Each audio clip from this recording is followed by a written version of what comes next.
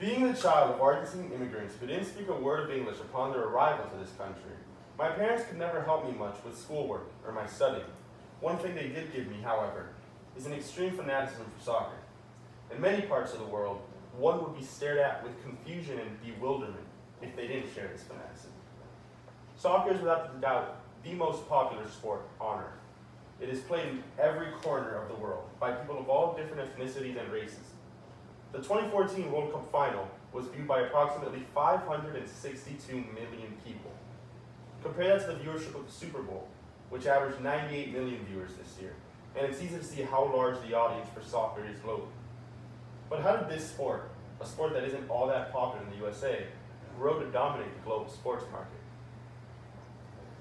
Soccer in the modern sense is widely accepted to have first been played by the British in the 1860s.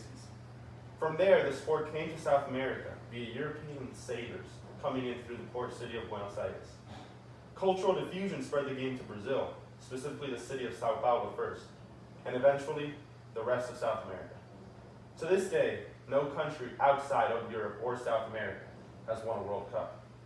Argentina and Brazil are still known as two of the most soccer-crazed nations in the world, and soccer has been wholly embodied by the people of South America.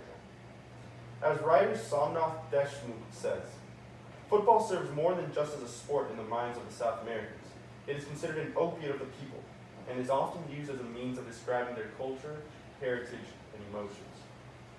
In similar fashion, soccer was brought to the African continent by British colonists in 1862, 1 year before the first official rules for the sport were even written. In 2010, Africa held a World Cup for the first time in the country of South Africa. The oldest African club still in existence today was founded in 1903 in the country of Ghana.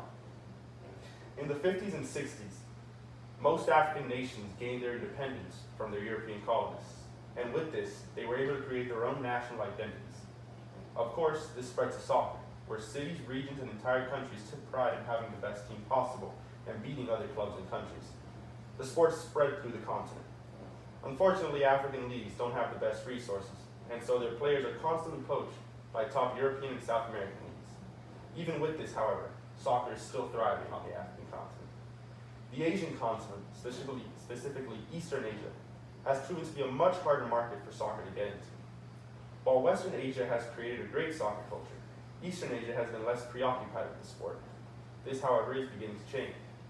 Globalization is seeing soccer become more and more accepted and played in Eastern Asia. Business tycoons, seeing the potential for money in Chinese soccer, have begun to invest billions of dollars in soccer clubs to stimulate the growth of the sport. And it has been working, with many top-name European stars going to play in China, albeit for very, very hefty sums. In our continent, North America, soccer has only been able to make a lasting impact in Mexico. The USA and Canada have not been able to create the same passionate following for the sport. This, due to many different factors, is also beginning to change, at least in the USA. Soccer has the third highest spectator attendance in the country, only behind the MLB and the NFL. Even with this, the USA's domestic soccer league and national team both lack at the global level and are consistently outshined by the rest of the world. Well, I've been able to explain how soccer got to be everywhere. But what is it about the sport that creates such a crazy, passionate following around the world? Well, it really comes down to some simple factors and some logic.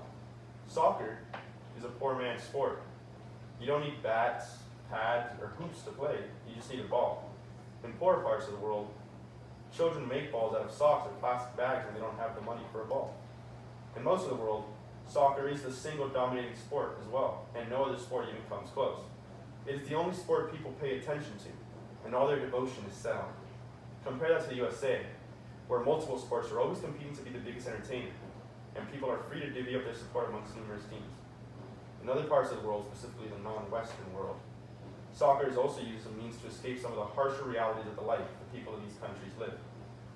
People here might not have the best living standards, and might not live in economic powerhouses like us, but their soccer team is one of the best in the world, and this gives them reason to be proud and celebrate. Whatever the reason may be, soccer is an old sport with a lot of fascinating history, one that ties into the history of much of the rest of the world.